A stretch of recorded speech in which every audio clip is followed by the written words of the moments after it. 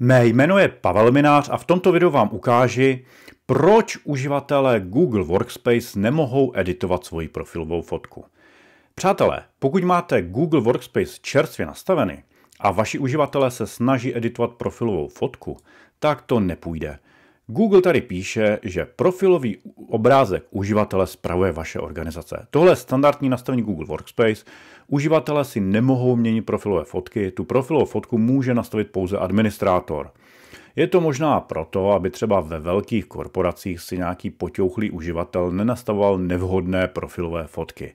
Nicméně, pokud máte svéprávné uživatele, můžete jako administrátor jít do administrace Google Workspace a jednoduše v adresáři, nastavení adresáře, vyberete část úprava profilu.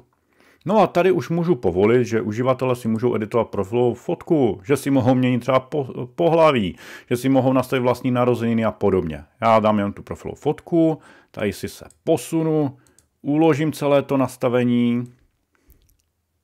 A když teď budu chtít editovat profilovou fotku, tak vidíte, že už tu profilovou fotku můžu změnit.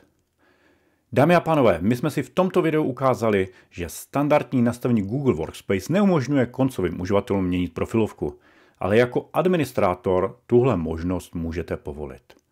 Já vám děkuji za návštěvu mého kanálu. Aby vám neutekla žádná další videa, ťukněte tady dole na tlačítko odebírat. Mrkněte také na www.minar.cz/video, kde najdete můj 3hodinový videokurs o Gmailu, Google kalendáři a disku.